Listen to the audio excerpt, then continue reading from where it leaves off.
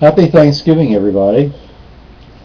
It's a great time of year for us to remember those that are serving far away from home in our military.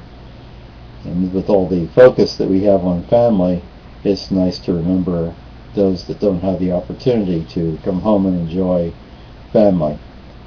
And let's also remember those that are dispossessed from Sandy and other natural disasters that have no home to go to. And it's going to be a long road to recovery for them. And also those people that have lost their homes through the economic downturn and are living day to day in far circumstances that are far from what they should be. And also those that are alone on Thanksgiving. They should be recognized too, because with all the emphasis on family, it's a little tough for them without family to make it through the holidays. So let's at least say hello to those that are going to be having Thanksgiving and the holidays alone. So that aside, wanted to share some thoughts with you about my and our family 1958 Rambler Cross Country station wagon. A little bit of back history here. Before this car, we were riding around in our 54 Studebaker, which I have already told you about, and that served okay until that gear shift linkage kind of gave up. And then we were starting to look around for another car. We kept that car, I'd say, for about 2 years. So my dad started to look around, and he settled on shopping at the Rambler dealer. He kind of knew the dealer very casually, so gave him a chance at getting the business. And so we got a bid on a 1960, I would say it was, Rambler American 4-door sedan, new car, brand new, flathead 6 and manual transmission. But my dad, as usual, had an aversion to spending a lot of money, and he considered the money involved was a lot of money. So he looked at used cars at that dealer. Well, on the used car lot was a 1958 Rambler Cross Country station wagon. And this is a fairly big car. The full-size Rambler had the overhead valve 6-cylinder engine. It had push-button automatic transmission that Rambler offered at that point. That was the first year they offered that. Before that, the column shifter was on the steering, was on the steering column. And so it also had, oddly enough, air conditioning. It was a two-tone green, and it was a nice looking car.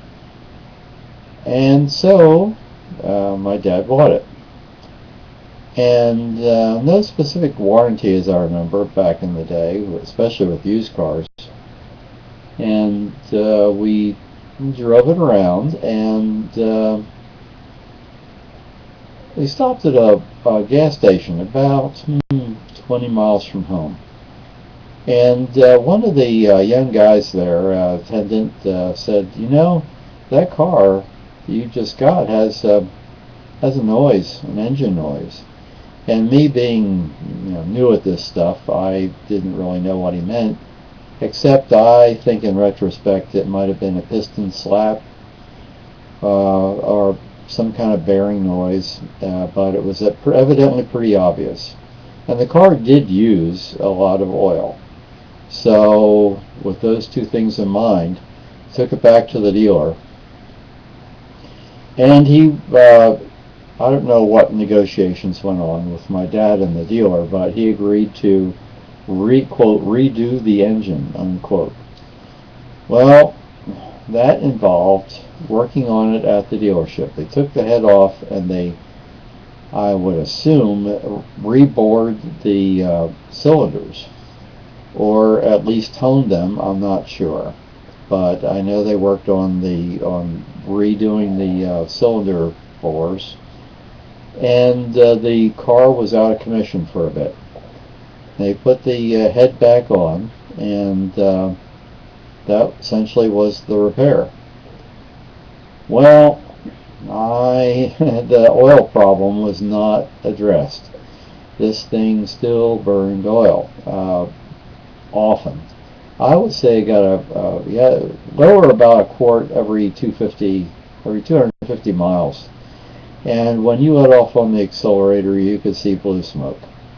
So my guess is that they did nothing with the valve train, and probably it needed valve guides, I don't know, or seals, not sure, but oil was leaking into the combustion chamber from someplace, and my guess is it was making it past those seals and creating a blue smoke special.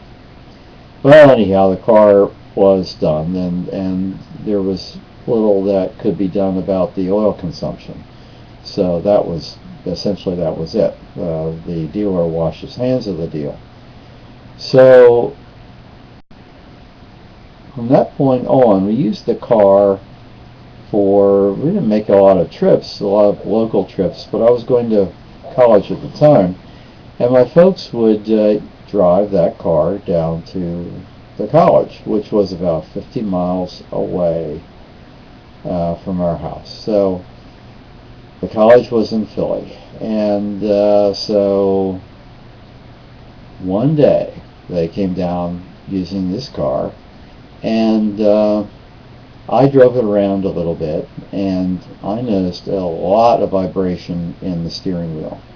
And I told my dad about it. I said, you really need to have this car looked at because it shouldn't be doing that. Well, my dad did not do that. So the next time they were coming down, I think it was about a month later maybe, they didn't make it. The drive shaft collapsed and fell onto the road.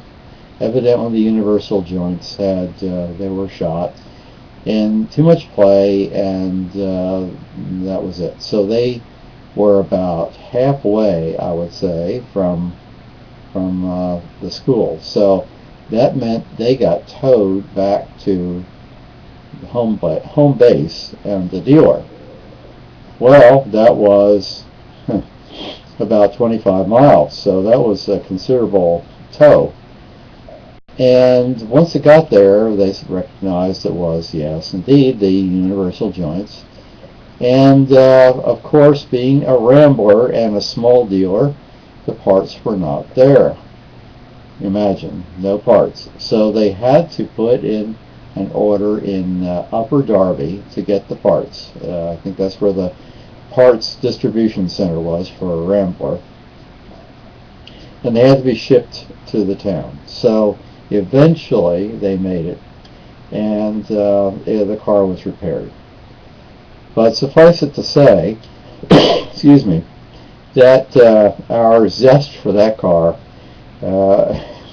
had been minimalized. Now, it really wasn't a fault so much of the car as it was not doing the repair in a timely fashion. But it was still smoking. This car was a smoker. And so eventually that meant that this time we were going to go new car shopping. So I think my dad had learned his lesson about that. And he was going to spring for a new car. And of course he did for that 52 Henry J too, but this time it was going to be a 61 Falcon. But true to form, it was the low-line four-door sedan with manual transmission and the small six-cylinder engine. And that will be the subject of my next video, the 61 Falcon. So again, I wish you all a happy Thanksgiving. Remember those that are without this season, and I'll keep up with the videos.